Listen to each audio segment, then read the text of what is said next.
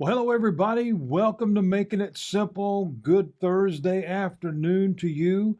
I hope that this message finds all of you doing well as we prepare for a special season, a special weekend, if you will, as we celebrate the resurrection of Christ.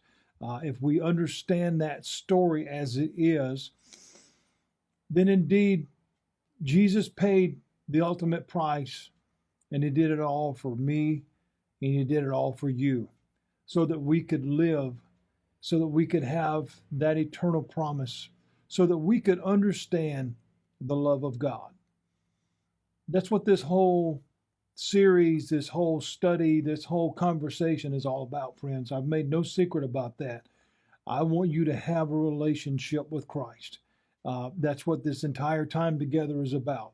15, 20 minutes a day, as the Lord so allows me to produce these videos and teach and share my heart with you as we go through different passages. In particular, right now, we're going through the book of John about the life of Christ, the ministry of Christ, and the example that he left for us. And as we will see, we're in chapter 2 right now, and as these miracles are beginning and different things, we will see a trending toward the understanding of the importance of that relationship. So I want to thank you for joining me. I want to thank you for giving me just a little portion of your day and allowing me just to speak, hopefully, prayerfully, something beneficial into your life. Again, as I've said before, and I'll say again, I think of you, I pray for you each and every single day, and ask the Lord's blessing upon you wherever you are. And even if you don't believe a thing that you hear, I really do hope nothing but the best for you. And I hope that at some point in time, God will prick your heart with his love, and that you will see the necessity for this relationship with Christ. So I wanted to jump back in this afternoon as we look at where we picked up or where we left off with yesterday. Mary is standing here. They're in a predicament. They've run out of wine here at this wedding party that they're at. And they've gone to her, and she in turn, of course, did not have the answer. So she went to Jesus.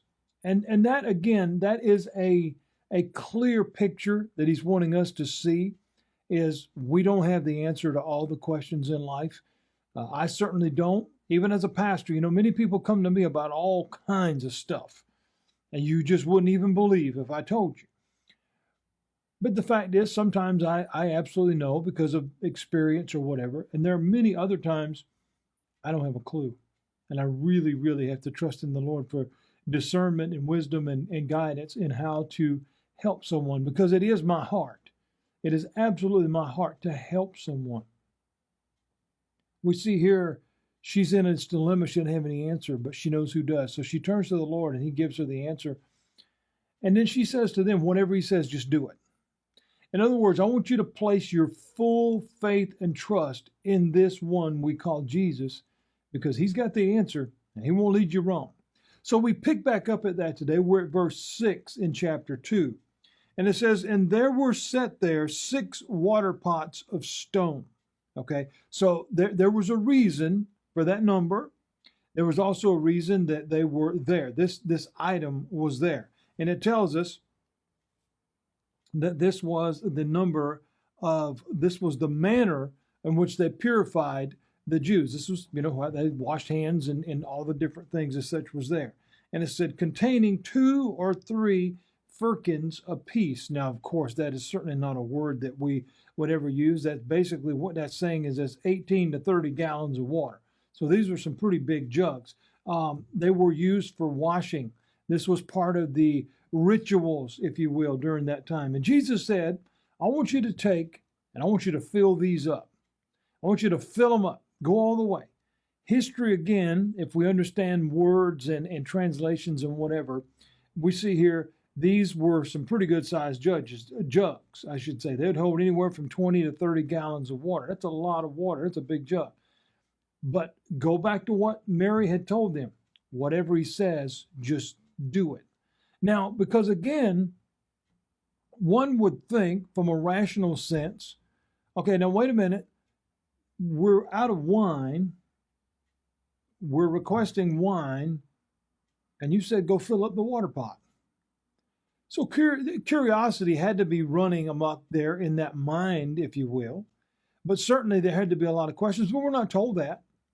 We're not recorded here that anything was given as it pertained to a questioning of, well, wait a minute, we said wine, not water. That's not what it says. It says he told them, just go do it.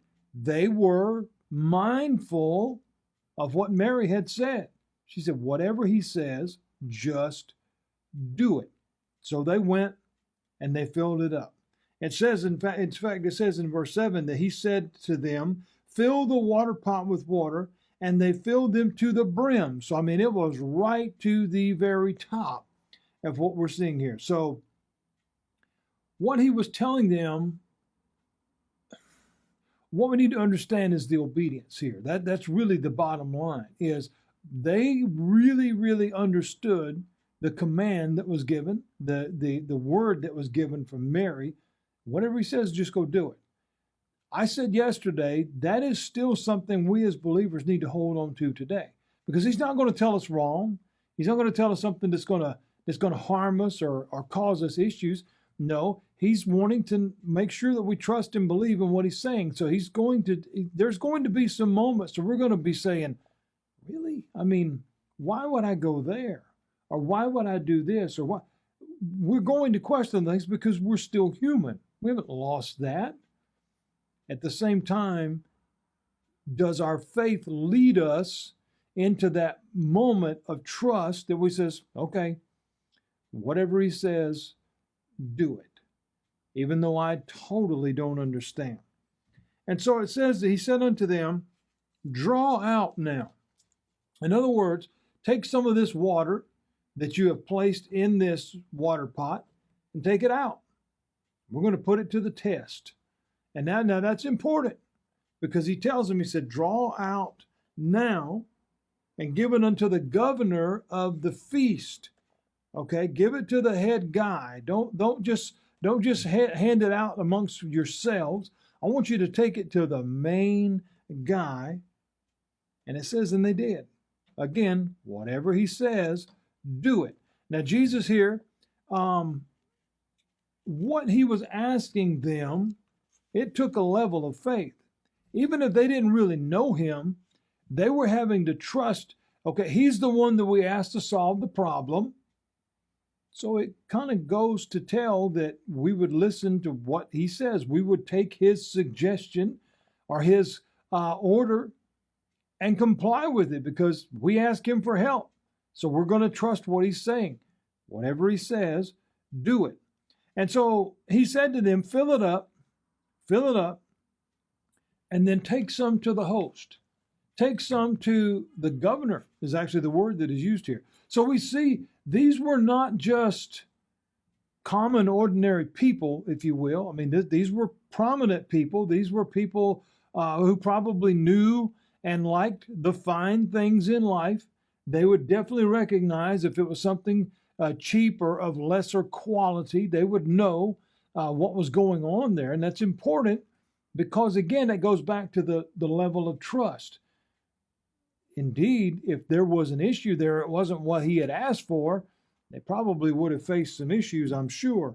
And so it says, when the ruler of the feast had tasted the water that was now made into wine, he didn't know where it had come from, but the servants knew. The servants who had drawn the water knew, and the governor of the feast he called out to the bridegroom. So it tells us here that the ruler, he took some of this water now that had been turned into wine. Now we're told he didn't know where it came from. He didn't ask. He just said, I want some more wine. And now all of a sudden, these jugs are full. But it tells us here the servers knew. Why is that important? Because they were probably very, very nervous. They were probably extremely nervous because indeed, if it wasn't good, who knows what would have happened? Whether they would have faced a consequence, a punishment, gotten fired, who knows? I mean, this was a whole different mindset back then of the way the people in that governing class acted. Although some today, don't they look down on people too? But neither here nor there. They knew where it came from. They were watching what was going on. Probably with walking on eggshell type of feeling, like, oh my goodness, I hope this goes right. And it tells us at the end of this that he called out to the bridegroom. In other words, the one that they were having the party for, was this to commend him? Was this to chastise him? How dare you give me such a... Let's find out what happened.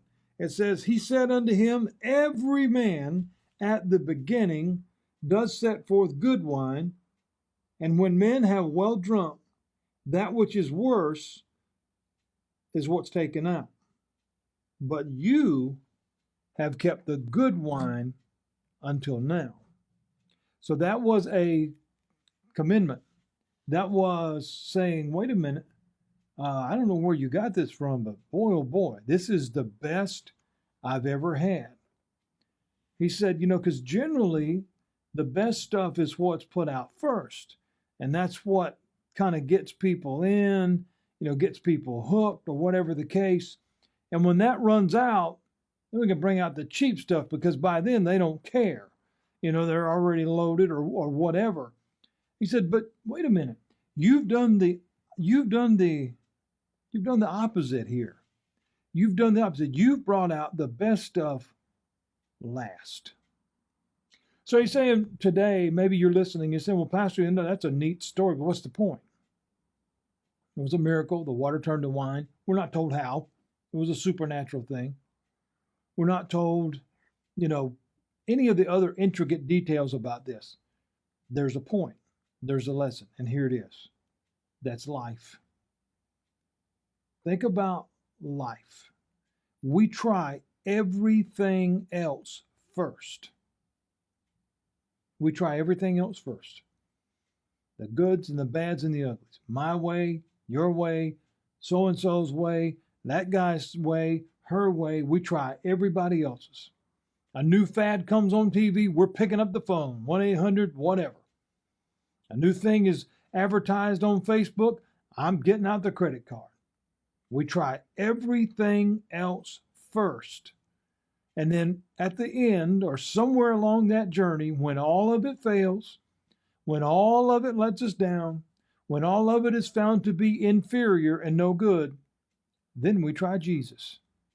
And then we find out, indeed, we saved the best till last. Because he's better than all the rest of it combined 100 times over. Because he cannot fail us. He will not fail us. He will not do us wrong. He will not send us in the wrong direction. He will not do anything but what it was that he claimed that he would come to do, to seek and to save the lost. He said, I didn't come to judge the world. I didn't come to condemn the world. I came to save it. Friends, don't you want to know him? Don't you want to understand what this relationship is all about that you keep hearing this old bald guy talk about? Because this relationship will change your life. Now, I realize there are other relationships we can have in this world, friendships, marriages, whatever the case, that can change our life in all kinds of different ways, negative and positive. Jesus will always give us the best. What, or where, maybe I should say, we tend to kind of fail is we wait till last, after we've tried everything else. The lesson here is you don't have to keep waiting. You don't have to keep trying the inferior things. You don't have to keep trying the things that will fail you. You don't have to keep trying the things that will let you down.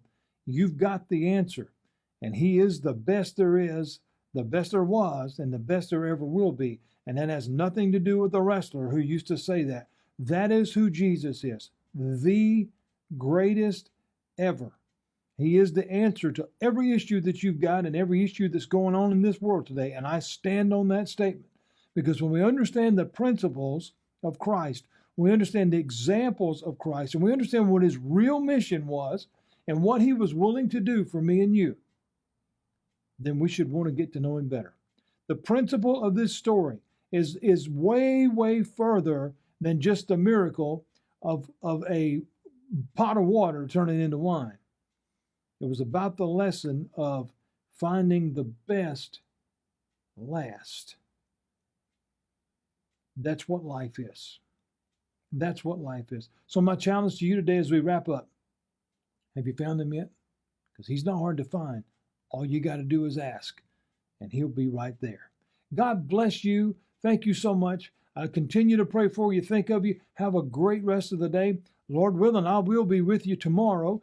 Tomorrow's Good Friday. We'll talk a little bit about that. We'll continue and see what happened after this miracle and the lives that it changed and the things that happened afterwards. But until then, you have a great rest of the day. And Lord willing, I'll see you tomorrow. Take care.